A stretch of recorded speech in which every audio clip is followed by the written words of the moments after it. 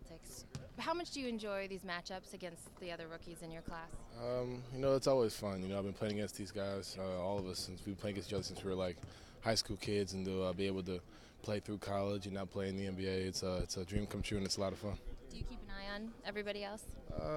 Not so much anymore. If it happens to pop up, I'll see it, but I don't really kind of keep tabs on everybody. There's a lot of rookies. I started to watch more towards the beginning of the year, but it's a lot to keep up with.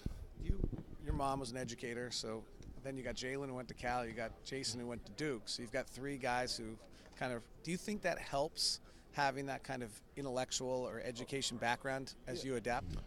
Definitely. It definitely helps as far as understanding how to learn. People don't understand.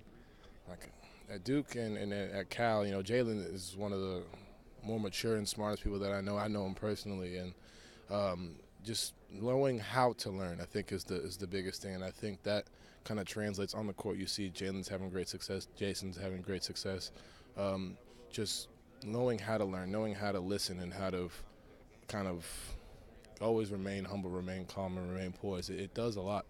So the ninth grade history class at Greenwich Country Day is not that different than a Quinn Snyder defensive film session? It's a little different, just a little bit. But it teaches you, how to study, film sessions, how to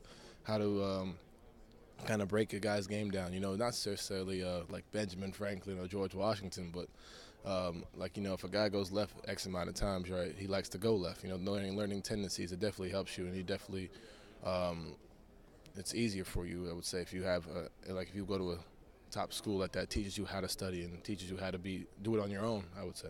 On the rookie checklist, does this building count? Yeah, I've never played here before, so and I'm from New York. We always kind of go against Boston, so it's kind of cool to be here. Never been here and never been to a Bruins game or a Patriots game, but this is going to be fun. How much has What's it like playing against a franchise like this with so much historical significance? It's amazing. The one of the things I remember, was when they beat the Lakers, and then when they with the big three, KG and Ray Allen and Rondo, big four, I should say, Rondo and Paul Pierce.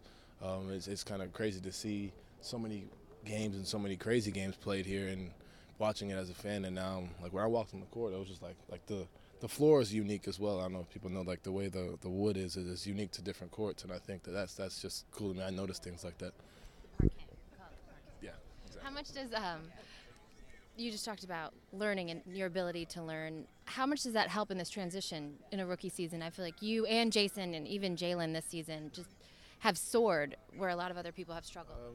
Just understanding that it's going to be a process. A lot of times people want it to happen within the first 5 seconds, and I'm the same way. I'm hard on myself that way. That if I'm taught something, I want to work on it so much that it happens the next time that I do it. And I think that relentlessness and, like I said, willingness to learn, I think definitely helps, because it keeps you hungry, keeps you focused on the task that you have at hand. How are you weighing? There's every list around about what you're doing right now and your numbers, and then I know you well enough to know that you're probably thinking about the two backdoor cuts. And how are you weighing those two kind of emotions of the public high and maybe your own analysis? I think the biggest thing, when you have, I've seen, Kevin Garnett, commented, Tracy McGrady. It's crazy, to have all that stuff happen, but in the same light, 30 games, I tell people, I can miss a shot for the next 70 or whatever, so next 60, and no one will ever talk about what I did against Chicago or against, no one ever talk about it again. And when you look at guys, one thing I notice, when I'm as far as scoring goes, you look at guys they do this every night, and I want to mentally get to that same light, this is another day. You got to keep it going, keep it going. You look at LeBron, just posted a triple-double last night. It's casual. I think that's the biggest thing of being a pro, understanding that it's a night-to-night basis. Last night. There's so many games where you can't even think about what happened last night. We're past the Chicago loss and we're on to this game, and I think that's been the biggest thing, the biggest help, just focusing on the next game and not really worrying about what happened in the past or the grand scheme of everything. Is that exhausting? Not so much anymore. At first it was kind of you always catch me smiling and happy, and now it's kind of I'm trying to be real serious and calm and poised about everything. But now it's kind of just keep it going.